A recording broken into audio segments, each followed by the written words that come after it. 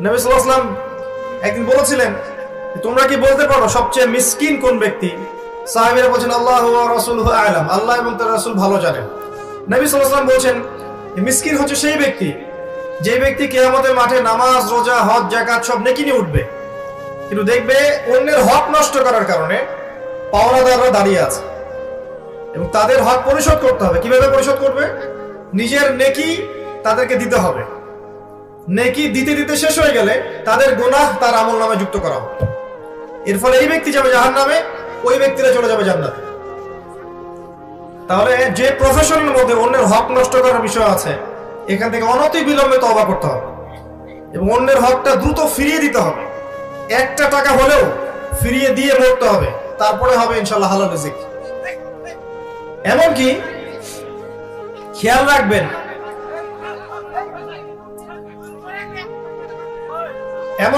রাখবেন, কারো বাসায় খেতে গিয়েছেন, ওইখানেও খেয়াল রাখবেন যে তাদের রিজিকের সোর্সটা কি।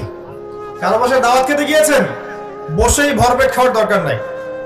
জিজ্ঞাসা করবেন যে আপনাদের বাসা কাদের বাসা, কি করে। যদি দেখেন যে তার জবটা হারাম, সেখানে খাওয়ার দরকার নেই। কিছু কিছু বিষয় আছে, আপনি কোরআন তেলাওয়াত করেন, মাশাআল্লাহ, কোরআন হাদিস পড়েন, মনের মধ্যে নূর আসবে, রাস্তায় বের হন, 10টা নগ্ন মেয়ে আপনার চোখে পড়লে নূরটা চলে যাবে। আমার কথা বোঝেন? কোরআন সুন্নাহ পড়েন, গবেষণা করতে থাকেন, দেখবেন যে মনের মধ্যে নূর ফিল করবেন, আল্লাহর রহমত, নূর ফিল করবেন, প্রশান্তি ফিল করবেন। বাইরে বের হন, একটা শপিং মলে ঘুরে আসেন ঢাকা, দেখবেন নূর চলে গেছে। ইফেক্ট হয়, কাজের কি ইফেক্ট হয়। আপনি বাজ বিচার না করে হারাম খেতে থাকেন, দেখবেন এই শরীর দিয়ে আপনি নামাজে মনোযোগ পাচ্ছেন না, রোজা রাখলে তৃপ্তি পাচ্ছেন না, ইবাদত করে স্বাদ পাচ্ছেন না, কারণ আপনার রক্ত মাংসগুলো হারাম ভাবে তৈরি হয়েছে। রিজিকের ব্যাপারে সতর্ক থাকেন। আদর্শ পরিবার গড়তে হলে রিজিকটা সুন্দর থাকতে হবে। এরপরে দরকার কি? আত্মশুদ্ধি। আত্মশুদ্ধি কি জিনিস? মনের মধ্যে যত খারাপিয়াত আছে, যেমন হিংসা, গীবত, তহমত, অহংকার, হঠকারিতা, মুনাফিকি, যত খারাপ দোষ আছে মনের মধ্যে, এগুলোকে বের করতে হবে। এগুলো বের না করা পর্যন্ত আপনার মনটা কিন্তু তাসকিয়া, আত্মশুদ্ধি অর্জন করতে পারবে না। কি করলে বের হবে? এগুলো বেশি বেশি কবরের ফিকির করলে বের হবে। বেশি বেশি কবরের চিন্তা করেন, পরকালের চিন্তা করেন, আল্লাহর সামনে দাঁড়াতে হবে এই চিন্তা করেন, দেখবেন মন নরম থাকবে ইনশাআল্লাহ। বেশি বেশি কোরআন তেলাওয়াত করেন, মনটা নরম সফট হবে ইনশাআল্লাহ। বেশি থেকে বেশি আল্লাহর জিকির করেন, সুবহানাল্লাহ, আলহামদুলিল্লাহ, লা ইলাহা ইল্লাল্লাহ, আল্লাহু আকবার, লা হাওলা ওয়ালা কুওয়াতা ইল্লা বিল্লাহ পড়তে থাকেন, মনটা নরম হবে ইনশাআল্লাহ। বেশি থেকে বেশি দান সাদাকা করেন, মনটা নরম হবে। ইতিমের ভরণ পোষণের দায়িত্ব নেন, মনটা নরম হবে। বিধবার দায়িত্ব নেন, মনটা নরম হবে। দেখবেন ইতিমের মাথায় হাত বুলান, মনটা নরম হবে। বেশি থেকে বেশি আল্লাহর কাছে দোয়া করেন, মন নরম হবে। একটু কম খান, একটু কম ঘুমান, একটু কম হাসেন, একটু কম কথা বলেন, মানুষের সাথে কম মেশেন, মন নরম হবে। এগুলো যত বেশি করবেন মন শক্ত হয়ে যাবে। আর মন যত শক্ত হবে, সেই মনের মধ্যে আল্লাহর নূর আসবে না। আল্লাহর নূর না আসলে, কলবের মধ্যে আল্লাহর নূর না আসলে, আপনি কবরে নূর পাবেন না এবং আপনি পুলসিরাতে নূর পাবেন না, আত্মশুদ্ধি অর্জন করতে পারবেন না। একটা কথা বলি, যখন আপনার হৃদয়ের মধ্যে নূর আসবে আল্লাহর পক্ষ থেকে, আপনি দেখবেন আপনি এমন কিছু বুঝতে পারছেন যেটা 8-10 জন পারছে না। আপনি এমন কিছু শুনবেন, এমন কিছু দেখবেন যেটা 8-10 জন দেখবে না। আপনি আল্লাহর নূর দিয়ে দেখবেন ইনশাআল্লাহ। আল্লাহ পাক আমাদেরকে নূর অর্জন করার তৌফিক দান করুন। রব্বানা আতমিম লানা নূরানা ওয়াগফির লানা ইন্নাকা আলা কুল্লি শাইইন কাদির। 3 নম্বর কাজ, আদর্শ পরিবার গড়া। এর ব্যাপারে আমি অল্প কিছু কথা বলেছি। আদর্শ পরিবার গড়ার জন্য যা যা করণীয় আমাদেরকে করতে হবে। পরিবারে তাওহীদ থাকবে, সুন্নাত থাকবে, তালিম থাকবে, কোরআনের তেলাওয়াত থাকবে, পরিবারের লোকজন হবে নামাজি, পর্দানশীল এবং আপসে মিল মহব্বত থাকবে। আদর্শ পরিবার করতে হবে। তারপরে বলেছি 4 নাম্বার হালাল রিজিকের কথা, আর 5 নম্বরে গিয়ে বলেছি আত্মশুদ্ধি অর্জনের কথা। আরেকটা কথা বলবো, শুধু বেসিক কাজ, সেটা হলো আল্লাহ পাক প্রত্যেকটা মানুষকে কিছু না কিছু পটেনশিয়াল দিয়েছেন। কেউ হয়তো ভালো বলতে পারেন, কেউ ভালো লিখতে পারেন, কেউ হয়তো ভালো অ্যাসোসিয়েট করতে পারেন, কেউ বিভিন্ন প্রজেক্ট লঞ্চ করতে পারেন। এক এক মানুষকে আল্লাহ পাক এক এক পটেনশিয়াল দিয়েছেন। আপনাকে খুঁজে বের করতে হবে যে আপনার প্রতিভা কোনটা, এবং সেই প্রতিভাটাকে আপনাকে দিনের পথে কাজে লাগাতে হবে। একজন আলেম যেমন দিনের খেদমত করতে পারে, একজন মেডিকেল ডক্টরও কিন্তু দিনের খেদমত করতে পারবে, পারবে না? সে যদি সৎ হয়, দিনের বুঝ থাকে, সে কিন্তু তার প্রফেশন থেকেও দিনের খেদমত করতে পারবে ইনশাআল্লাহ। একজন ইঞ্জিনিয়ার দিনের খেদমত করতে পারবে ইনশাআল্লাহ। যাকে আল্লাহ পাক যা মেধা দিয়েছেন, কাউকে মেধা, কাউকে অর্থ, কাউকে শারীরিক শক্তি, কাউকে মানসিক শক্তি, এটাকে আপনি দিনের পথে কাজে লাগান। এতিমের একটা প্রজেক্ট করেন, বিধবাদেরকে নিয়ে প্রজেক্ট করেন, আপনি অসহায় নারী শিশুদেরকে নিয়ে কোনো প্রজেক্ট করেন, মানবতার কল্যাণে কোনো প্রজেক্ট করেন, একটা মাদ্রাসা করেন, একটা মসজিদ করেন, একটা ইসলামিক কোনো সংগঠন করেন, কিছু একটা করেন যেটাতে আপনার দিনের পথে এগিয়ে যাওয়া সহজ হয় এবং উম্মার খেদমত হয়, কল্যাণ হয়। ইনশাআল্লাহ দেখবেন এই ছোট্ট ছোট্ট খেদমত গুলো ভবিষ্যতে বড় বিজয় নিয়ে আসবে ইনশাআল্লাহ। এগুলো বেসিক কাজ। এগুলো আগে কেন বললাম? বিকজ এই কাজগুলো না করে আমরা যদি শুধুমাত্র আবেগী হই, শোডাউন করি, আইওয়াশ দেখাই, ঠিক আছে, আত্মহমিকায় ভুগি, আমরা অনেক জনসংখ্যা আমাদের অনেক বেশি, এগুলোতে ফখরে ভুগি, কি বলে ভুগি, তাহলে দেখবেন দিন দিন ইসলামের জমিন সংকুচিত হয়ে আসবে। এবং যেটা হচ্ছে আর অনেকে বলবেন যে কই হচ্ছে, আমি তো দেখতে পাচ্ছি না।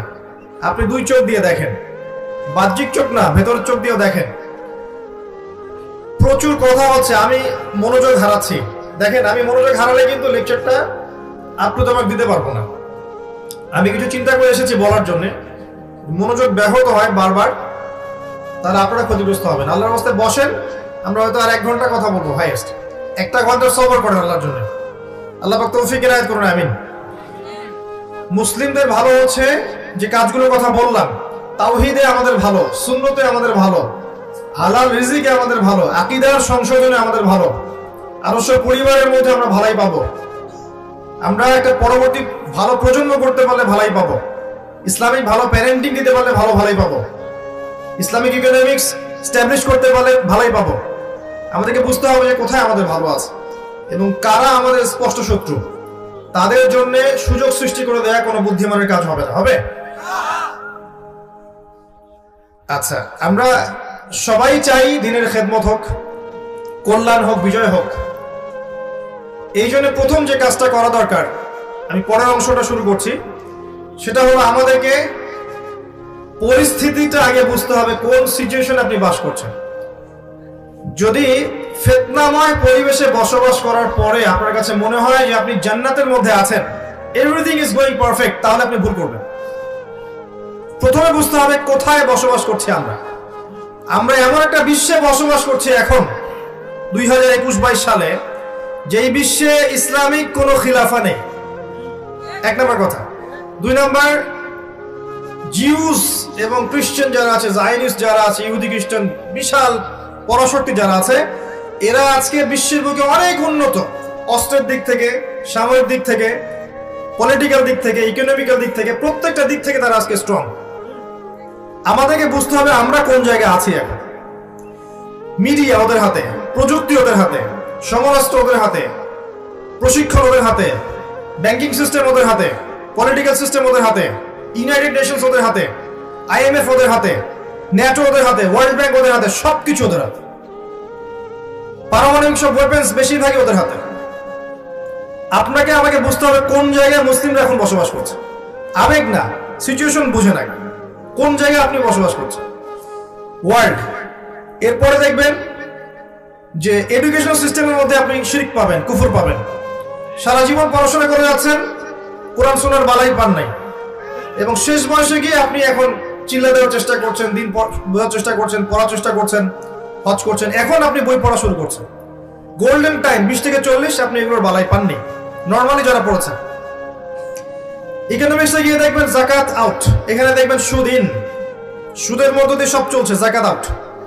অর্থাৎ যাকাত ছিল সাম্যবাদী অর্থনীতি, আর রিবা হচ্ছে ক্যাপিটালিজম, মানে এখানে আপনাকে ধনী ধনী হবে দিন দিন, আর গরিব আস্তে আস্তে গরিব হতে থাকবে। এগুলো রিবার ফলাফল। যাকাত এবং সাদাকা এবং ব্যবসায় টাকা বা মানি মার্কেটে সার্কুলেট করতে থাকে, ঘুরতে থাকে। আজকে আপনি ধনী, কালকে গরিব হতে পারেন, আজকে আপনি গরিব, কালকে ধনী হতে পারেন। রিবার মধ্যে সুযোগ নাই, ধনী ধনী হতে থাকবে, গরিব গরিব হতে থাকবে। আল্লাহ পাক এই জন্য বলেছেন এটা হচ্ছে রক্ত চুষে খাওয়ার মতো পাপ, জাহান্নামে রক্তের নদীতে ফেলে শাস্তি দেওয়া হবে এই কারণে। আপনাকে সিচুয়েশন বুঝতে হবে। এবং পুরো ওয়ার্ল্ডের ব্যাংকিং সিস্টেম রিবা ভিত্তিক। কি করবেন আপনি এখন? পুরো ওয়ার্ল্ডের ব্যাংকিং সিস্টেম রিবা কেন্দ্রিক। রিবার চাইতে আরো ডেঞ্জারাস ওয়েপেন্স আছে আমাদের কাছে, সেটা হলো আপনার ফ্রডুলেন্ট একটা পেপার মানি, ইলেকট্রনিক মানি। আপনি 1 বছর জব করেছেন, প্রত্যেক মাসে 1 লক্ষ টাকা করে পেয়েছেন, 12 মাসে 12 লক্ষ টাকা পেয়েছেন, ঠিক আছে? আচ্ছা, এই 1 বছরের শ্রম, 1 বছর প্রতিদিন 12 ঘন্টা করে শ্রম দিয়েছেন, 12 লক্ষ টাকা বছর শেষে পেয়েছেন। টাকাটা নিয়ে গিয়ে এই যে বাক্সে ভরে আপনার ওয়াইফকে দিয়ে দেন, যে 1 বছর পরে, 1 বছর কম হয়ে যায়, 10 বছর পরে এই টাকাটা আমাকে বের করে দিল। আপনার স্ত্রীটা রেখে দিল সিন্ধুকের মধ্যে। এবার এখন আপনি এই 12 লক্ষ টাকা দিয়ে ধরেন আপনি 4 শতক জমি কিনতে পারবেন, ফর এক্সাম্পল, কথা বলছি রুট লেভেলে। 10 বছর পরে বের করলেন, দেখলেন আপনি এটা দিয়ে 4 শতক জমি পাচ্ছেন না, আপনি পাচ্ছেন 2 শতক, আর 2 শতক পাচ্ছেন না। আপনার 12 মাসের শ্রমটাকে 6 মাসে নিয়ে আসা হয়েছে, আপনার 6 মাসের শ্রম হাওয়ায় উড়ে গেছে। কেউ আপনার শ্রম থেকে বেনিফিটেড হয়েছে, শ্রম দিয়েছেন আপনি, লাভবান হয়েছে অন্য কেউ। এই জন্য তাকিয়ে দেখবেন বিশ্বের একটা সভ্যতা দিন দিন উঁচু হচ্ছে, একটা সভ্যতা, পৃথিবীর একটা অংশ দিন দিন ধনী হচ্ছে, আর বাকি অংশের দিকে তাকিয়ে দেখবেন দিন দিন দারিদ্রতা, প্রভার্টি, ডিস্ট্রিবিউশনে যাচ্ছে। যখনই এদের বিরুদ্ধে কথা বলতে যাবেন দেখবেন টাকার মান পড়ে যাবে। টার্কি চেষ্টা করেছিল, মান পড়ে যাচ্ছে। ইন্দোনেশিয়া চেষ্টা করেছিল, মান পড়ে গেছে। ভেনিজুয়েলা চেষ্টা করেছিল, মান পড়ে গেছে। যেই চেষ্টা করবে মান কমে যাবে। মানে এটা আপনার অন্য কোনো জায়গা থেকে নিয়ন্ত্রণ করা হয়। তা আপনি যদি এমন হতো যে আপনি 12 মাস জব করেছেন, 12 লক্ষ টাকা আপনাকে দেয়া হয় নাই, আপনাকে 12,000 দিনার দেয়া হয়েছে বা 12,000 দিরহাম দেয়া হয়েছে। এটা আবার কি জিনিস? দিনার আবার কি জিনিস? দিরহাম আবার কি জিনিস? কোনদিন তো নাম শুনে নাই। সূরা ইউসুফ পড়েছেন? সূরা ইউসুফ আলাইহিস সালামকে কি দিয়ে কিনেছিল? দিরহাম দিয়ে। সূরা আলে ইমরানের মধ্যে দেখবেন দিনারের কথা আছে। আচ্ছা, মনে করেন দিনার এবং দিরহামে আপনাকে স্যালারি দেওয়া হয়েছে। এবার এটা আপনি রেখে দিলেন ওয়াইফের কাছে, 10 বছর পর বের করবা। সে 10 না 20 বছর পর বের করে দিয়েছে আপনাকে। আপনার শ্রমের মান কমবে? আপনার মুদ্রার মান কমবে? এই কথাটাই বুঝাতে ব্যর্থ হয়েছি বিগত 5 বছর থেকে, যে ইসলামিক যে মুদ্রা, এর ইন্ট্রিনসিক একটা ভ্যালু থাকে, অন্তর্নিহিত একটা মান থাকে, যে মানটা ওর ভিতরেই থাকে, বাইরে থাকে না। আপনার যে সিস্টেমটা চলছে এর মান ভিতরে নেই, বাইরে আছে, এবং এই মানটা অন্য জায়গা থেকে নিয়ন্ত্রণ করতে পারবে, নিয়ন্ত্রণ করে আপনার শ্রমটা কেড়ে নিবে। সূরা নাজমে আল্লাহ বলেছিলেন একটা কথা, যে একটা ভুলে গেলাম এই মুহূর্তে, মানুষ তাই পাবে যা সে চেষ্টা করে। একটা কথা আছে না, লাইসা লিল ইনসান ইল্লা মা সাআ। মানুষ চেষ্টার বাইরে কিছু পাবে না, তাই তো? মানুষ চেষ্টার বাইরে কিছুই পাবে না। আপনি অর্থ উপার্জনের চেষ্টা করবেন, আপনি পাবেন।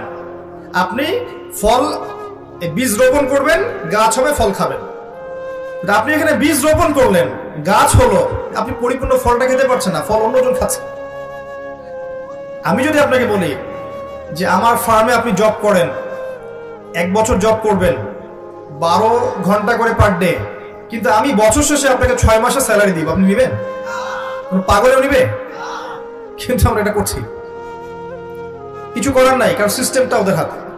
ওয়ার্ল্ডের সিচুয়েশন বুঝতে হবে আপনাকে। ইনশাআল্লাহ ঈসা ইবনে মারইয়াম আসলে এই সিস্টেম থাকবে না। ইনশাআল্লাহ আযজা ওয়া জাল আল মাহদি আসলে এই সিস্টেম থাকবে না। ঠিক। প্রতারণাপূর্ণ ইকোনমিক্স। মুফতি তাকি উসমানী শাইখের বইগুলো পড়েন, অন্যদের কথা বাদ দেন। হানাফি মাযহাবের অন্যতম বড় একজন উলামায়ে কেরামের একজন আল্লামা তাকি উসমানী শাইখ, উনার ইকোনমিক্সের সিরিজ আছে, এই বইগুলো পড়েন, পড়লে বুঝতে পারবেন কি চলছে প্রতারণা, ধোঁকাবাজি। এরপরে আবার রিবা আছে। এভাবে তো মান কমলে তারপর আবার সুদ আছে। এবার সুদ দিতে থাকেন, সুদ, বোগাস মনিটরি সিস্টেম, এগুলো দিয়ে রক্ত চুষতে ওয়ার্ল্ডের একটা অংশ দিন দিন ধনী হয়ে গেছে, একটা অংশ দিন দিন দারিদ্রতার অতল তলে যাচ্ছে। হ্যাঁ, আপনি সফল হতে পারবেন যদি আপনি ওদের দাসত্ব করেন। এই সিস্টেমের মধ্যে থেকেও সফল হওয়া যাবে যদি ওদের দাসত্ব করা যায়। ওরা যা বলবে শুধু বলবেন ইয়েস স্যার, সামি'না ওয়া আতা'না, সমস্যা হবে না ইনশাআল্লাহ। কিন্তু যদি ওদের অন্যায়গুলোর প্রতিবাদ করতে যান তখন দেখবেন বাঁকা চোখে দেখবে। এখন আমাদের দেশকেও তো বাঁকা চোখে দেখছে না? আমাদের দেশের প্রশাসনকে পর্যন্ত নিষেধাজ্ঞা দিয়ে দিচ্ছে না? আগে যখন বলেছিলাম আমাকেই বলেছিল যে ভালো মন্দ, এখন বোঝেন যাদের কথা বলেছি এদের চরিত্র এরকমই। এরা এদিকেও চোখ রেখেছে, আমাদের দেশের দিকেও খারাপ চোখ রেখেছে। শত্রুকে চিনতে হবে। আল্লাহ পাক বলেছেন লা তাত্তাখিযুল ইয়াহুদা ওয়ান নাসারা আউলিয়া বা'দুহুম আউলিয়াউ বা'দ, এমন সব জিউস এবং খ্রিস্টানদেরকে বন্ধুরূপে গ্রহণ করো না যারা একে অপরের বন্ধু। ওয়া মান ইয়াতাওয়াল্লাহু মিনকুম ফাইন্নাহু মিনহুম, তোমাদের মধ্যে কেউ যদি ওদের দিকে মুখ ফেরায় সে ওদের অন্তর্ভুক্ত, আমাদের কেউ না। তো এখন দেখেন এদিকেও চোখ দিচ্ছে, রিজার্ভ ব্যাংকের টাকা সরিয়ে দিতে বলছে, দেখেছেন? টাকা সরাতে বলছে কি জন্যে? ভালো নজর নেই। ওরা কখনোই তাওহীদ পন্থীদেরকে সহ্য করতে পারবে না। ওরা কখনোই রাসূলুল্লাহ সাল্লাল্লাহু আলাইহি ওয়াসাল্লামের সুন্নাহ যারা ভালোবাসে এদেরকে সহ্য করতে পারবে না। আল্লাহ পাক ওই খাসলত দিয়ে ওদেরকে সৃষ্টি করেননি। They want to rule the world, তারা সারা ওয়ার্ল্ডকে শাসন করতে চায়। দেখবেন চায়না এবং রাশিয়া এরা ওদের ধার ধারে চায়না রাশিয়াও ধার ধারে। উচিত আমাদের এখনো উচিত। অনেকে বলবেন যে ওরা তো মুসলিম কান্ট্রি না, আপনি কি বলছেন এগুলো? আমি ডিপ্লোম্যাটিক্যালি বলছি, ডিপ্লোম্যাটিক্যালি আমাদের এখনো উচিত চায়না রাশিয়ার দিকেই ঝোঁকা এবং তাদের সাথে অ্যালায়েন্স তৈরি করা, ফ্রন্ট তৈরি করা। যখন পরাশক্তি লড়বে, কোনো একটা পরাশক্তির পক্ষে যাবেই উন্নয়নশীল কান্ট্রিগুলো। চায়না রাশিয়া এখন বেস্ট অপশন। দেখবেন সারা ওয়ার্ল্ডকে এই ইকোনমি রুল করে ফেলছে এখন চায়না। সব জায়গায় দেখবেন চাইনিজ প্রোডাক্ট। যদিও ওরা ইসলামিক কান্ট্রি নয়, কিন্তু অনেক সময় ওয়ার্ল্ড ডিপ্লোমেসির খাতিরে এমন কিছু মানুষের সাথেও সখ্যতা বন্ধুত্ব রাখতে হয় যাদের সাথে রাখলে অপর খারাপ পরাশক্তি আমার কিছু করতে পারবে না। আর এই কথাটা অন্য কান্ট্রি বুঝে ফেলছে, ইরান বুঝে ফেলছে। ইরানের মতো দেশ যাদেরকে এখন নাম শুনলে বলে রাশিয়া, তাই না? বলে যে ওরা তো শিয়া দেশ। শিয়া হওয়ার পরেও তারা ওয়ার্ল্ড ডিপ্লোমেসি বেটার বুঝেছে অনেক সুন্নি কান্ট্রির চাইতে, অনেক নামধারী সুন্নি দেশের চাইতে। শিয়া উদ্দেশিত দেশ হওয়া সত্ত্বেও ওয়ার্ল্ড অ্যাফেয়ার্স তারা বেশি বুঝেছে এবং তারা এই দিকে না ঝুঁকে ওই দিকে ঝুঁকেছে। বুঝতে হবে আপনি কোথায় বাস করছেন। এটা হচ্ছে এখনকার ওয়ার্ল্ড। প্রত্যেকটা বিষয় ওখানে ডিল করা হচ্ছে এবং এইসব ঘটতেই দেখবেন একটা রাষ্ট্র আস্তে আস্তে উন্নত করছে এবং আস্তে আস্তে মুসলিমদের উপর ডমিনেট করছে। নাম কি? ইসরায়েল। সারা ওয়ার্ল্ডই জানে যে সে জালেম, সারা ওয়ার্ল্ড জানে সে জালেম, সারা বিশ্ব জানে সে জালেম। তারপরেও আরব কান্ট্রিগুলোর কলিজার উপর বসে সে সারা ওয়ার্ল্ডের মধ্যে আরবের তেল নিয়ন্ত্রণ থেকে শুরু করে, পেট্রোডলার নিয়ন্ত্রণ থেকে শুরু করে, ইকোনমি, ফাইন্যান্স, মনিটারি সিস্টেম, আপনার এই যে কি বলবো সামরিক বিষয়গুলো, অস্ত্রশস্ত্র, মিডিয়া, প্রযুক্তি, সবকিছু ওয়ার্ল্ড নখদর করে নিয়ে এসেছে মাত্র 70 বছরের ব্যবধানে। মাত্র 70 বছরের ব্যবধানে। এই যে 1914 সাল থেকে 2022 এই 100 বছর, আর ধরে না 1947 সাল থেকে এই 2021 এই সাল পর্যন্ত, এইটুক সময়ের মধ্যে এই রাইজ করেছে সেভাবে। এবং এই রাইজিংটা সে বিগত 2000 বছর ধরে করতে পারেনি। বিগত 2000 বছর ধরে এরা বিশ্বের আনাচে কানাচে ঘুরেছে, কোনো দেশ ছিল না, থাকার জায়গা ছিল না, কোথায় বসবে খাবে এই জায়গা ছিল না। তারা আজকে এই মুসলিমদের কলিজের উপর দাঁড়িয়ে কাজ করেছে। আর তখন আমরা কি করছিলাম? আমরা জিলাপি খাচ্ছিলাম, খোরমা খাচ্ছিলাম, মিলাদ করছিলাম, কবরে সেজদা করছিলাম, মাদারে সেজদা করছিলাম। আমরা তখন আপোষে ইখতিলাফ, হানাফি, আহলে হাদিস, সালাফি, তোমার হাত বাঁধা নামির উপরে আমার নিচে, রফুল এদান করা না করা, পায়ে পা লাগানো না, এগুলো নিয়ে ব্যস্ত ছিলাম। আর এগুলোর দিকে ফোকাস না করে অভ্যন্তরীণ দ্বন্দ্বে লিপ্ত থাকলে এখানে নবীর শান নষ্ট হয়নি? চোখের সামনে এদের উত্থান যখন হলো আর আমরা যখন আপোষে এভাবে বিভক্ত ছিলাম, ইখতিলাফে ব্যস্ত ছিলাম, হালু রুটি সামাই খাচ্ছিলাম, তখন নবীর শান নষ্ট হয়নি? সুবহানাল্লাহ। আপনাকে সিচুয়েশন বুঝতে হবে। এখন এই সিচুয়েশনটা রিড করতে হলে বাহ্যিক চোখ দিয়ে দেখলে আপনি সব বুঝতে পারবেন না। কিভাবে বুঝতে পারবেন? আপনাকে খিজির আলাইহিস সালাম হতে হবে। কে খিজির? সূরা কাহফ খুলেন। নবী মূসা এবং খিদর আলাইহিস সালাম তাদের একটা গল্প আছে না? কয়জন পড়েছে সূরা কাহফ? হাত তুলেন। যেই সূরা আপনাকে মাসিহুদ দাজ্জাল থেকে বাঁচাবে, এই সূরা পড়েছেন 10% মানুষ। দাজ্জালের ফিতনা থেকে বাঁচবেন কিভাবে? আল্লাহর নবী বলেছেন সাল্লাল্লাহু আলাইহি ওয়াসাল্লাম, এই সূরা আপনাকে মাসিহুদ দাজ্জালের ফিতনা থেকেও বাঁচাবে। তাই বলেননি? জুমার দিনে পড়তে বলেছেন, প্রথম 10 আয়াত মুখস্থ করতে বলেছেন। এই সূরার মধ্যে এমন কিছু আছে যা আপনাকে দাজ্জালীয় ফিতনাগুলো চিনতে শিখাবে এবং আপনাকে বিরত থাকার পথ পদ্ধতি বলে দিবে। যদি নাই পড়েন, নাই বোঝেন, কেমন করে শিখবেন? এখানে বসেন তো ভাই, প্লিজ বসেন। নবী মুসা আলাইহিস সালাম আর খিদর আলাইহিস সালামের ঘটনা আছে না? মুসা আলাইহিস সালাম বলেছিলেন যে আমি বিশ্বের সবচেয়ে জ্ঞানী মানুষ। আল্লাহ পাক ধরেছেন, না তুমি জ্ঞানী মানুষ নও সবচেয়ে, আরেকজন বান্দা আছে আমার, সে তোমার চেয়ে বেশি জানে। তার নাম খিদর। খিদর মানে শ্যামল। তিনি যেখানে বসতেন সেই জায়গা সবুজ হয়ে উঠত। মুসা আলাইহিস সালাম বললেন যে আমি তার সাথে মিট করতে চাই, জ্ঞান শিখতে চাই। আল্লাহ পাক বললেন একটা মাছ নাও, এই যে থলির মধ্যে রাখো, সফর করতে থাকো। মাজমাউল বাহরাইন, দুই সাগরের মিলনস্থলে তুমি তাকে পাবে। যখন দেখবে মাছটা জীবিত হয়ে সাগরে চলে গেছে, তখন সেখানে তুমি ওকে পাবে। সফর করতে থাকলেন, এক পর্যায়ে পেলেন। পাওয়ার পরে বললেন আমি আপনার কাছে জ্ঞান শিখতে চাই। তো খিদর আলাইহিস সালাম বললেন ইন্নাকা লান তাস্তাতিআ মাইয়া সাবরা, তুমি আমার কাছে ধৈর্য ধরতে পারবে না, তুমি আমার সাথে ধৈর্য ধরতে পারবে না। মুসা আলাইহিস সালাম বললেন ইনশাআল্লাহ আমি ধৈর্য ধরবো। ইনশাআল্লাহর বরকতে তাকে সাথে নেওয়া হলো। সফর করতে থাকলেন। 3টা ঘটনা ঘটলো। কি ঘটনা? একবার ওই নৌকা ফুটা করে দিলেন, মনে আছে? অনেকে মাথা নাড়ছেন, কেউ নাড়ছেন না। মনে আছে? নৌকা চলে গেলেন, মাঝি নৌকা পার করলো, ফ্রি অফ কস্ট, টাকা নিলেন না, কিন্তু নৌকা খিদর আলাইহিস সালাম ফুটা করে ফেললেন। অপরাধ না? বাহ্যিক চোখ দিয়ে কি মনে হচ্ছে? অপরাধ। এবার একটা বাচ্চার সাথে দেখা হলো, গোলাম, ছোট বাচ্চা, তিনি ধরলেন, হত্যা করলেন, জবাই করে ফেললেন। অপরাধ না? বিশাল অপরাধ। এরপর একটা গ্রামে গেলেন, মেহমানদারি চাইলেন, খাবার পানি কিচ্ছু দিল না।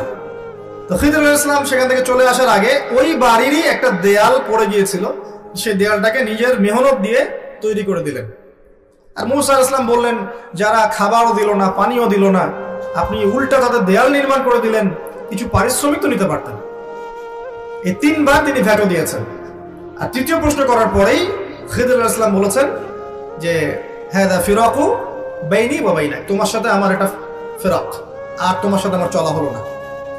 আমাদের নবীজি বলেছিলেন সাল্লাল্লাহু আলাইহি ওয়াসাল্লাম যদি মুসা আলাইহিস সালাম সেদিন প্রশ্নগুলো না করতেন তাহলে আর অনেক কিছু শেখা যেত। তো যাই হোক, ফেরাকের আগে তিনি বললেন যে আমি তোমাকে জানিয়ে দেব কি কারণে আমি এই কাজগুলো করেছি। যে নৌকাটা ফুটা করেছি এটা এই কারণে করেছি যে ওই নৌকার পিছনে একটা জলদস্যু ছিল। যদি নৌকাটা ভালো থাকতো তাহলে তারা নৌকাটা হাইজ্যাক করে ফেলত। আমি ফুটা করে দিয়েছি যাতে করে নৌকাটা হাইজ্যাক না করে। কথা বুঝতে পারছেন? আচ্ছা, বাচ্চাটাকে হত্যা করেছি আমি নিজের ইচ্ছায় করিনি, আল্লাহর হুকুমে করেছি। আল্লাহ পাক বলেছেন এই বাচ্চা যদি বড় হয় তাহলে অনেক বড় কাফের হবে এবং পিতা মাতাকেও কুফরিতে নিয়ে আসবে, এই কারণে আমি এটাকে হত্যা করেছি। আর ওই যে দেয়ালটা নির্মাণ করেছি, ওই দেয়ালটা ছিল ওই বাড়ির ইয়েতিম 2 বাচ্চার পৈতৃক সম্পত্তি রেখে যাওয়া দেয়াল। মানে এই দেয়ালের নিচে পৈতৃক সম্পত্তি আছে ওদের, গুপ্তধন। যদি আমি নির্মাণ না করতাম অন্য মানুষ নিয়ে যেত। নির্মাণ করেছি যাতে এই 2টা ইয়েতিম বাচ্চা বড় হয়ে এটা পায়। তো আপাত বাহ্যিক চোখ দিয়ে তোমার কাছে মনে হয়েছে 3টা কাজ খারাপ, তাই না? অন্যায় করেছেন, নৌকা ফুটা করেছেন, বাচ্চা হত্যা করেছেন, দেয়াল নির্মাণ করে পারিশ্রমিক ছাড়াই, অন্যায়। তুমি ধৈর্য ধরতে পারো নাই, কিন্তু প্রকৃত অর্থে এই 3টা কাজ কিন্তু অন্যায় ছিল না। এর পিছনে একটা ভ্যালিড কারণ ছিল। তাই বাহ্যিক চোখ দিয়ে যদি আপনি বিশ্বকে দেখেন, উম্মাহকে দেখেন, অর্থনীতি দেখেন, রাজনীতি দেখেন, আপনি বুঝতে পারবেন না সত্য কোনটা মিথ্যা কোনটা। ভিতরের চোখ দিয়ে আপনাকে দেখতে হবে যে কোনটা সত্য, কোনটা মিথ্যা, কোনটা হক, কোনটা বাতিল, কোনটা ন্যায়, কোনটা অন্যায়, কোনটা আসলেই হচ্ছে, কোনটা হচ্ছে না। এখন এই মনের চোখ খোলার জন্য পদ্ধতি কি? কয়েকটা কথা বললাম আগেই। পরকালকে বেশি স্মরণ করে, তাওহীদে থাকেন, সুন্নতে থাকেন, হালাল খান, বেশি বেশি কোরআন তেলাওয়াত করেন, জিকির আজকার বাড়িয়ে দেন, মৌতের স্মরণ বাড়িয়ে দেন, আল্লাহর কাছে নূর চান, আল্লাহ আমাকে নূর দেন। বেশি বেশি পড়াশোনা করেন, কিন্তু পড়াশোনা করলেই নূর পাওয়া যাবে না। নূর আল্লাহর কাছে ভিক্ষা চাইতে হবে। আল্লাহ আমাকে দূরদর্শিতা দেন, আমাকে বাসিরা দেন, হিকমা দেন, নূর দেন। দেখবেন আল্লাহর পক্ষ থেকে নূর আসবে ইনশাআল্লাহ। তখন আপনি ওয়ার্ল্ড অ্যাফেয়ার্স লিড করতে পারবেন, আপনি কোরআন সুন্নাহকে দিয়ে ওয়ার্ল্ডকে ডিল করতে পারবেন। মানুষের কাছে প্রচার করবেন, এতটুকুই। ফোর্স করার তো কোনো দরকার নাই। ফাযাক্কির ইন্নামা আনতা মুযাক্কির, এতটুকুই দায়িত্ব। এরপরে মানুষ শুনবে, দলিল যাচাই করবে, যারা সত্যিকারের সৎ মন নিয়ে শুনেছে এরা হয়তো মেনে নিবে, প্রস্তুতি গ্রহণ করবে আগামীর জন্য। যারা মানবে না ওদের কাছে মনে হবে পাগলের প্রলাপ, বোগাস কথাবার্তা, কি বলে উল্টাপাল্টা কথা। এই হবে পরিণতি। কিন্তু হিস্ট্রি এগিয়ে যাবে, ওয়ার্ল্ড এগিয়ে যাবে। এখন যে আমরা 2021-22-এ বসে আছি, এটা 21-22 থাকবে না। আস্তে আস্তে ওয়ার্ল্ড এগিয়ে যাবে, আরো জলোচ্ছ্বাস আসবে, ভূমিকম্প আসবে, ম্যাসাকার হবে, আরো মহামারী ছড়াতে পারে, আরো পলিউশন হবে ওয়ার্ল্ডে, পরাশক্তিদের মধ্যে যুদ্ধ বাড়বে, নিউক্লিয়ার যুদ্ধ পর্যন্ত হতে পারে, ওয়ার্ল্ডে নিউক্লিয়ার যুদ্ধ পর্যন্ত হতে পারে। ওয়ার্ল্ড এমন একটা জায়গায় বসে আছে, ওয়ার্ল্ডের এই যে ইকোনমিক সিস্টেমটা কোলাপস করে যেতে পারে, টেকনোলজি যেগুলো আছে এগুলো নাও থাকতে পারে। যাই হোক, কিন্তু সামনে যে মুসলিমদের একটা কঠিন সময় আসছে এটা স্পষ্ট। এবং এর পরে যে আল্লাহ রাব্বুল আলামিন মুহাম্মদ সাল্লাল্লাহু আলাইহি ওয়াসাল্লামের বংশধরদের মধ্য থেকে একজনকে বের করবেন, যার নাম মুহাম্মদ, যার বাবার নাম আব্দুল্লাহ, যার মায়ের নাম আমিনা, যিনি মদিনা থেকে মক্কায় আসবেন। মক্কায় মানুষ তার হাতে বায়আ নেবে এবং তিনি ইসলামিক এই যে হুকুমত এটা মদিনায় কায়েম করে ফেলবেন ইনশাআল্লাহ। এবং সেখান থেকে তার সাথে পরশক্তিদের ব্যাটল হবে, তিনি পেরে উঠবেন না। এক পর্যায়ে মাসিহুদ দাজ্জাল আত্মপ্রকাশ করবে এবং এই মাসিহুদ দাজ্জালকে হত্যা করার জন্য, মারার জন্য আল্লাহ পাক সত্যিকারের মাসিহকে পাঠাবেন। তিনি কে? ঈসা ইবনে মারইয়াম।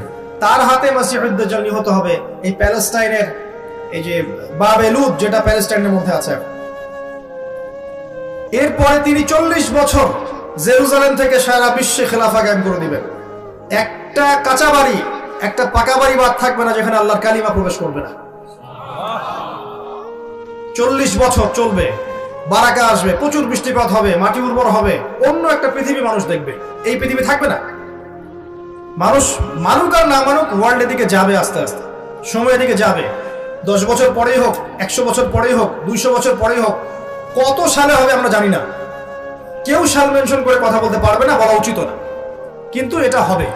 তারপরে ওয়ার্ল্ড আবার সেই প্রাচীনতায় ফিরে আসবে, শুধু ইসলাম আর ইসলাম দেখবেন। এরপরে এমন একটা প্রজন্ম আসবে যারা এত কুৎসিত হবে, এত জঘন্য নোংরা হবে, রাস্তার মোড়ে মোড়ে দাঁড়িয়ে জেনা করবে। আল্লাহ পাক এই জেনারেশনের সামনে পশ্চিম দিক থেকে সূর্য ওঠাবেন এবং সরাসরি কিয়ামত সংঘটিত করবেন। ওই দিন আমরা দেখতেও চাই না এবং ওই জেনারেশনে অন্তর্ভুক্ত হতেও চাই না। সামনে এই সময়গুলো আসবে। এখন মাঝখানের এই সময়টাতে আপনার প্রিপারেশন কি? কি করতে যাচ্ছেন? না একটা মাহফিল যথেষ্ট? শুধু 5 ওয়াক্ত নামাজ পড়াই কি যথেষ্ট? আমরা যা করছি দিনের জন্য, একটা মাদ্রাসায় বসে শিক্ষকতা করছি, ধরেন 5 ওয়াক্ত নামাজ পড়ছি, একটা ব্যাংকে বসে আছে, একটা চাকরিতে বসে আছে, বা সমাজের নেতৃস্থানে কোনো জায়গায় বসে আছে, এটাই কি এনাফ ইসলামের বিজয়ের জন্য? সবার জায়গা থেকে সবাই যদি দিনের বোঝাটা কাঁধে না নেই তাহলে কি বিজয় হবে? শুধু শোডাউন করে হবে? একে অপরের সাথে কাদা ছোড়াছুড়ি করে হবে? অভ্যন্তরীণ বিভক্তিতে হবে? এই দল ওই দল মারামারি কাটাকাটি এগুলো করে হবে? হবে না। আমাদেরকে এগিয়ে যেতে হলে, আবারও বলছি, স্পেশালি ইয়াংদেরকে বলছি, প্রচুর পড়াশোনা করতে হবে, প্রচুর পড়াশোনা করতে হবে। আমাদের এখন পড়াশোনাই জিহাদ, এটা বড় একটা কাজ। আপনি মনে করছেন যে ইসলামিক জিহাদের কনসেপ্ট আছে, আপনি একসময় আল্লাহর পথে যাবেন, শাহাদাত বরণ করবেন, ইত্যাদি ইত্যাদি। জ্ঞান অর্জন করেন, আগে পড়েন, কোরআন পড়েন, আরবি ভাষাটা শেখেন, হাদিসের বইগুলো পড়েন, ইসলামের ইতিহাস পড়েন, ফিলোসফি পড়েন, ওয়ার্ল্ড অ্যাফেয়ার্স গুলো বোঝেন, জ্ঞান অর্জন করে স্মার্ট হন। আপনাকে ওয়ার্ল্ডটাকে ডিল করতে হবে, আপনাকে সিচুয়েশন বুঝতে হবে। তারপরে আপনি যেন আমলে যান, পরিবার গঠনের দিকে যান, হালাল রিজিকের দিকে যান, একটা নেককার মেয়েকে বিয়ে করেন, পরবর্তী প্রজন্ম গড়ে তোলেন। আস্তে আস্তে আস্তে আস্তে আপনি আপনার জান, আপনার মাল, সময়, শ্রম, মেধা দিয়ে দিনের খেদমত করতে থাকেন। এবং আমরা কোন পরিবেশে বসবাস করছি এটা বোঝার চেষ্টা করেন, স্মার্টলি দিনের কাজ করেন। এমন কোনো ইনিশিয়েটিভ নেবেন না যাতে উম্মার উপকার যে ক্ষতি হয়ে যায়। আপসের ইখতিলাফ গুলো দূর করে ফেলেন। ইখতিলাফ করতে থাকলে কিয়ামত পর্যন্ত কোনো সলিউশন আসবে না, কোনোদিন সলিউশন আসবে না। যতই ইখতিলাফে আপনি কাউন্টার দেন, সে আরেকটা কাউন্টার দিবে, আপনি আরেকটা কাউন্টার দেন, সে আরেকটা কাউন্টার দিবে।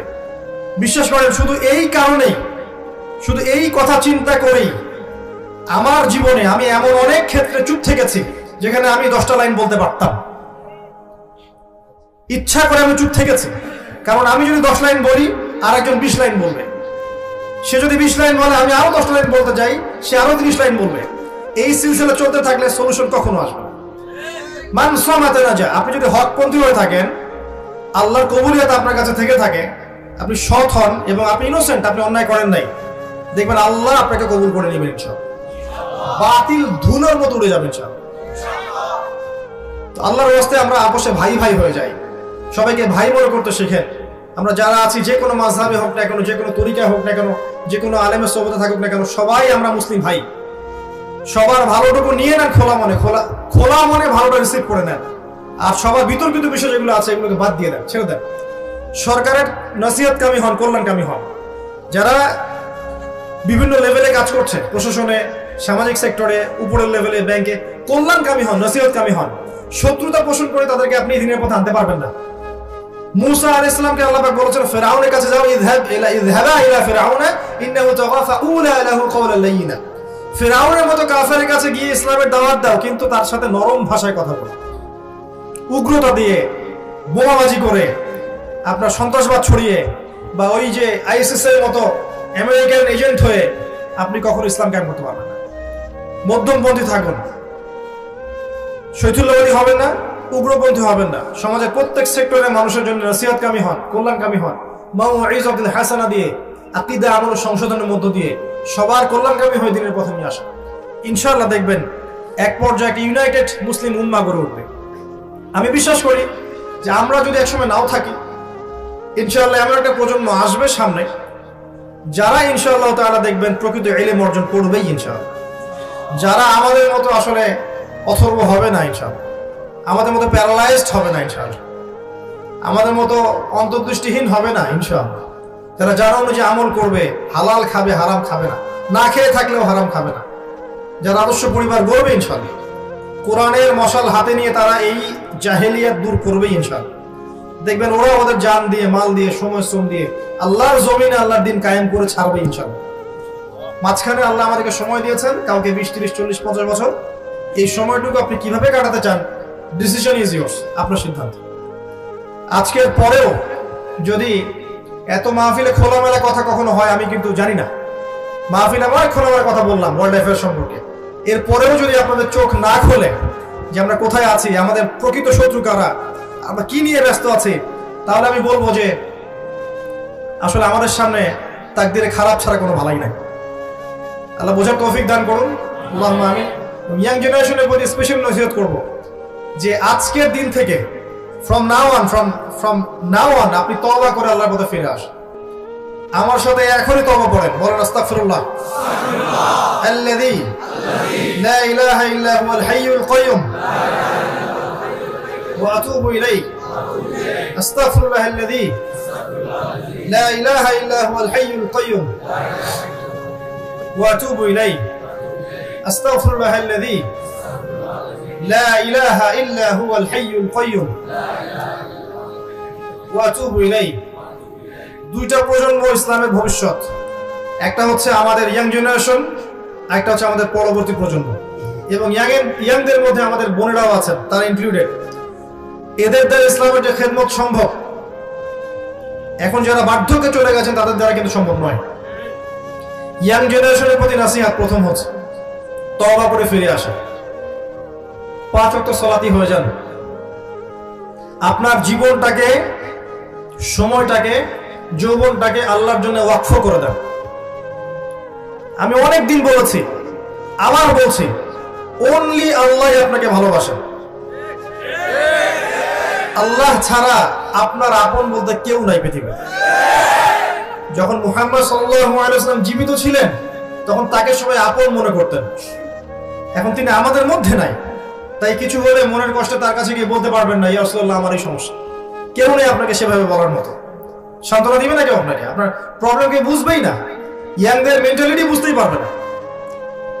একটা ইয়াং ছেলে যখন দিনের পথে আসে হেদায়েত প্রাপ্ত হয়ে আসে আল্লাহর পক্ষ থেকে, হেদায়েত পেয়ে যায়, এসে দেখে আমি কোন মাযহাব ফলো করব, আমি কোন বই পড়বো, কোন আলেমকে ফলো করবো, এত ইখতিলাফ কেন, আগেই তো ভালো ছিলাম। কোরআন সুন্নাহ হাতে থাকার পরেও আমি ওয়ার্ল্ডকে ডিল করতে পারছি না কেন? ওর মনে অনেক প্রশ্ন জাগে, কেউ উত্তর খুঁজে দিতে পারে না। তওবা করেন, প্রথমত আল্লাহর দিকে ফিরে আসেন, লাইফটা হিসাব করেন। আপনার এই 20 থেকে 40-50টা আপনার জীবন, বাকিটা জীবন নয়। এই 20 থেকে 50 আপনার মেইন লাইফ, জীবন।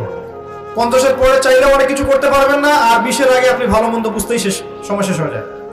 এই সময়টাকে ভাগ করে নেন, আপনার জীবনের উদ্দেশ্য ফিক্স করেন। আপনার জীবনের গন্তব্য জান্নাত। ফামান যুহজিহা আনিন নার ওয়া উদখিলাল জান্নাহ ফাকাদ ফাজ। যাকে জাহান্নাম থেকে বাঁচানো হবে, জান্নাতে প্রবেশ করানো হবে, একমাত্র সেই ব্যক্তি সফল, আর কেউ সফল নয়। আর কেউ সফল নয়। সাফল্যের সংজ্ঞা আপনাকে শেখানো হয়েছে বাড়ি, গাড়ি, টাকা, জমি জমা, স্ট্যাটাস, এগুলো সাফল্যের সংজ্ঞা নয়। যে ব্যক্তি জাহান্নাম থেকে বাঁচতে পারবে সে সফল। জাহান্নাম থেকে বাঁচতে হলে আপনার জীবনটাকে, স্পেশালি আপনার যৌবনটাকে আল্লাহর জন্য ওয়াকফ করে দেন। আল্লাহ খুব বেশি কিছু চান না আপনার কাছে, আল্লাহ খুব বেশি কিছু চাচ্ছেন না। চাচ্ছেন তাওহীদ, আপনি শিরিক করবেন না, তাওহীদে থাকবেন। চাচ্ছেন সুন্নাহ, আপনি রাসূলের সুন্নাহে থাকবেন, আপনি বিদআত করবেন না। চাচ্ছেন যে আপনি 5 ওয়াক্ত নামাজ পড়েন জামাতের সাথে, পারবেন না? 5 ওয়াক্ত সালাতটা আপনি জামাতে পড়েন, আল্লাহর পথে সময় দেন, আল্লাহর পথে সময় দেন। ওলামায়ে কেরামের সোহবতে যান, তাদের কাছে গিয়ে কোরআন পড়তে শেখেন, হাদিসের ইবাদত পড়তে শেখেন, আরবি ভাষা শেখেন। আমাদের বোনেরা হিন্দি শেখে না, শেখে না, হিন্দি বলতে পারে না। কেমনে পারে? সিরিয়াল দেখে পারে, সিরিয়াল দেখে পারে। তাহলে আপনি যদি 2-4 বছর আরবি দেখেন, আপনিও পারবেন ইনশাআল্লাহ। আরবি দেখেন, আরবি বোঝেন, আপনি বলেন, কনভারসেশন করেন, ইনশাআল্লাহ দেখবেন আপনি আরবি শিখতে পারছেন, আরবি দিয়ে কোরআন বুঝতে পারছেন ইনশাআল্লাহ। আরবি শিখতে হবে।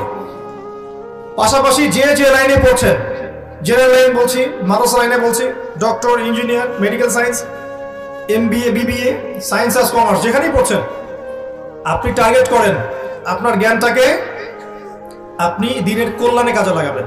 পারবেন না? একজন ভালো অর্থনীতিবিদ সমাজের খেদমত করতে পারে না, জাতির খেদমত করতে পারে না। একজন ভালো রাজনীতিবিদ জাতির খেদমত করতে পারে না। একজন সৎ নেতা, সমাজের একজন সৎ নেতা, তার দ্বারা সমাজের উপকার হতে পারে না। আবার এই নেতা যদি অসৎ হয়, তাহলে সমাজ ক্ষতিগ্রস্ত হবে না। তাহলে মূল বেসটা কি? ইসলামিক। শেকড়টা যদি ইসলামিক হয়, সে যেখানেই যাক সেখানেই আলো ছড়াবে ইনশাআল্লাহ। শেকড় যদি ইসলামিক হয়, সে ডক্টর হোক আর ইঞ্জিনিয়ার হোক আর MP হোক আর মন্ত্রী হোক আর যেই হোক, সে আলো ছড়াবে ইনশাআল্লাহ। শেকড়ে যদি ভেজাল থাকে, সে কিছু করতে পারবে না। তো আপনি যেখানেই থাকেন, যে প্রফেশনে থাকেন, ওইটাকে আপনি দিনের কল্যাণে কাজে লাগান। আল্লাহ বেশি কিছু জান না আপনার কাছে। বেশি বেশি ইস্তেগফার করেন, বেশি থেকে বেশি কোরআন তেলাওয়াত করেন, একটা দিনে 1 পারা করে পড়ার চেষ্টা করেন, আরবি শেখেন, কোরআনের অর্থগুলো বোঝার চেষ্টা করেন, বিষয়ভিত্তিক বই কেনেন, বাসায় লাইব্রেরি করে তোলেন, বাসায় প্রাইভেট লাইব্রেরি করেন। আপনাদের ঢাকা থেকে বাংলা বাজারের কাছে, বাংলা বাজারে যাবেন, সাবজেক্ট ধরে ধরে বই কিনবেন। প্রত্যেক মাসে 2000, 3000, 5000 টাকার বই কিনবেন। টাকা কে দিবে? টাকা আল্লাহ দিবেন, আল্লাহই দিবেন ইনশাআল্লাহ। দেখবেন 5000 টাকা সারা মাসে আপনি চা পানি খেয়ে নষ্ট করেন, স্মোক করে নষ্ট করেন, করেন না? 5000 টাকা আপনি মাসে দেখবেন ওই যে নেশা করে নষ্ট করতেছে। আর মাশাআল্লাহ, গার্লফ্রেন্ড থাকলে তো 5 দিয়ে হবে না, মাসে 15-20 চলে যাবে নাকি? আর গার্লফ্রেন্ড যদি একাধিক হয় তাহলে মাশাআল্লাহ। অতএব প্রিয় ভাইরা, গার্লফ্রেন্ড আপনাকে ভালোবাসে না, আপনার অবস্থানকে ভালোবাসে। এটা আমি বলেছি, একজন পোস্ট করেছে ফেসবুকে, সেখানে দেখলাম কিছু মেয়ের কমেন্ট করছে যে না, আমরা সত্যি ভালোবাসি। তো আসল বক্তব্য হচ্ছে, এটা তো অংশ গিয়েছে।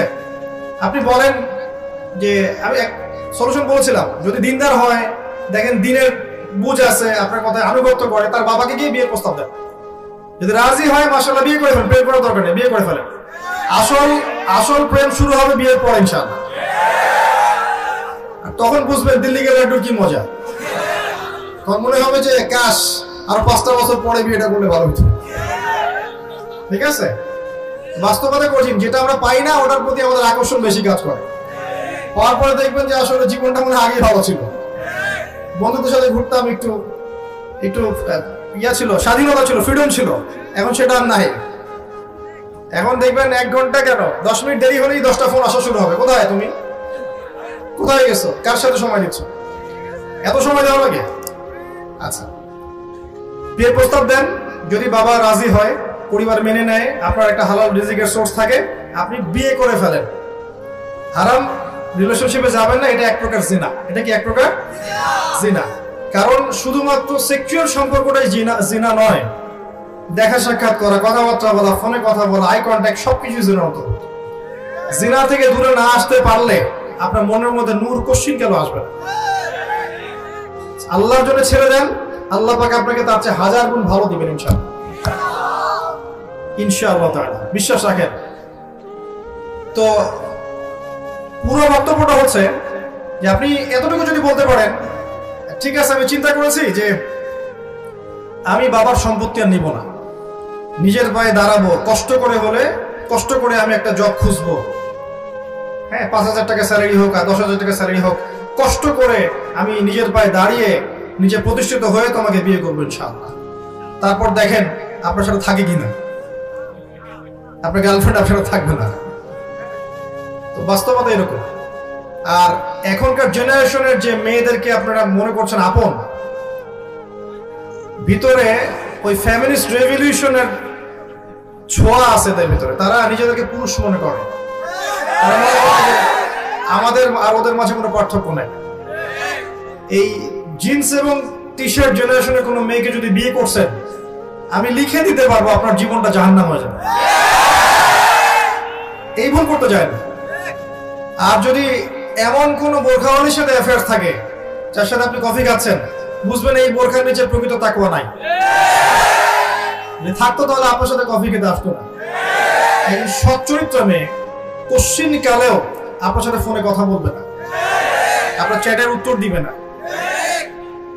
এবং এমনকি আপনি যখন ফোন নাম্বার এক্সচেঞ্জ করছেন, রাতের বেলা নক দিচ্ছেন, সে রিপ্লাই করবে না। কখনো একটা সত্যিকারের মুত্তাকি মেয়ে এটা করতে পারে না। সহজ সমাধানে চলে যান প্রিয় ভাই। আল্লাহকে সন্তুষ্ট করতে হবে এবং যৌবন আল্লাহর জন্য বিলিয়ে দিতে হবে। এই জন্য আপনাকে নামাজি হতে হবে, পড়াশোনা করতে হবে, হালাল রিজিক খেতে হবে। হালাল রিজিকের ব্যবস্থা করার পরে মেয়ে যদি পছন্দ হয়, কোনো মেয়েকে পছন্দ করেন, তার বাবাকে বিয়ের প্রস্তাব দেন, তার মাকে বিয়ের প্রস্তাব দেন, সাহসিকতার সাথে কাজ করেন, সাহসের সাথে যান, মেয়ের হাত চান। যদি মাশাআল্লাহ মেনে নেয় আলহামদুলিল্লাহ, যদি না মেনে নেয় আপনি জোর করেন না, আপনি ফিরে আসেন। ফিরে এসে আল্লাহর কাছে ইস্তেখারা করেন, সিজদায় দোয়া করেন, আল্লাহকে বলেন রব্বানা হাব লানা মিন আজওয়াজিনা ওয়া যুররিয়াতিনা কুররাতা আ'য়ুন ওয়াজআলনা লিল মুত্তাকিনা ইমামা। আল্লাহ আপনাকে এমন উৎস থেকে রিজিক দিবেন ইনশাআল্লাহ আপনি কল্পনা করতে পারবেন। তখন দেখবেন সত্যিকারের খাদিজা, সত্যিকারের আয়েশা রাদিয়াল্লাহু আনহুমা, তাদের মতো স্ত্রী আপনার ঘরে চলে আসছে। যখন আসবে তখন দেখবেন এই দুনিয়াটাতে আপনি জান্নাত পাবেন। এই দুনিয়াটা জান্নাত নয়, কিন্তু এই দুনিয়াতে যদি কারো ঘরে একটা নেককার স্ত্রী থাকে, সে ফিল করতে পারে জান্নাত কাকে, সে ফিল করবে। এমনিতে দুনিয়াটা ফিতনার জায়গা, কিন্তু যার ঘরে একটা নেককার সুশ্রী পবিত্র স্ত্রী আছে, যে তাকে দিনের পরে চলতে সাহায্য করে, সে দুনিয়াতেই জান্নাতের ফ্লেভার পাবে ইনশাআল্লাহ। এটা আল্লাহ পাক সবার তাকদীর নসিব করেন না। যদি আপনি পবিত্র না থাকেন, আপনি যদি হারাম মিউজিকে থাকেন, এই যে ডিজে করেন, 31st নাইট করেন, ইয়াবা খান, মদ খান, হারাম অ্যাফেয়ার্স করেন, জেনা করেন, এগুলো লিপ্ত থাকেন, 10 ঘাটের পানি আপনি খেয়ে এসে থাকেন, আপনি কোশ্চিন কেন পবিত্র নারী পাবেন না? আপনি যাকে পাবেন দেখবেন সেও 10 ঘাটের জল খেয়ে আসছে। তখন কি হবে? তখন ফ্লাই করার আগেই, ল্যান্ড করার আগেই, টেক অফের পর ল্যান্ড, এর মধ্যে ডিভোর্স হয়ে গেছে। আল্লাহ পাক আপনাদেরকে বোঝার তৌফিক দান করুন যে আল্লাহ আপনাকে প্রকৃত অর্থে ভালোবাসেন। আর আল্লাহ পাক বলেছেন যে 1 ভাগ ভালোবাসা, মাত্র 1 ভাগ ভালোবাসা আমি পুরো সৃষ্টি জগতের মধ্যে দিয়েছি। এই 1 ভাগ ভালোবাসার জন্য এই যে গরু, গাভী তার বাচ্চার ওই যে ময়লা চেটে পরিষ্কার করে, 1 ভাগ ভালোবাসার জন্য। একটা পিকচার দেখেছিলাম যে একটা হরিণের বাচ্চাকে বাঘেরা ধাওয়া করছে, মা থেমে গেল, মা থেমে গিয়ে নিজের জীবনটা দিল, বাচ্চাটা চলে গেল। মাকে বাঘ 3 দিক থেকে ধরেছে, আর এই মা হরিণটা স্থির হয়ে দেখছে ওর বাচ্চা চলে যাচ্ছে, নিজের জীবন দিয়ে দিল, বাচ্চাকে সেভ করলো। এই 1 ভাগ ভালোবাসার ফল এগুলা। আর আল্লাহ পাক বাকি 99 ভাগ ভালোবাসা তার কাছে রেখেছেন আপনাকে ভালোবাসার জন্য। কিয়ামতের মাঠে এই ভালোবাসা দিয়ে আল্লাহ পাক আমাদেরকে মাফ করবে ইনশাআল্লাহ। দুনিয়ার ধোকায় পড়বেন না।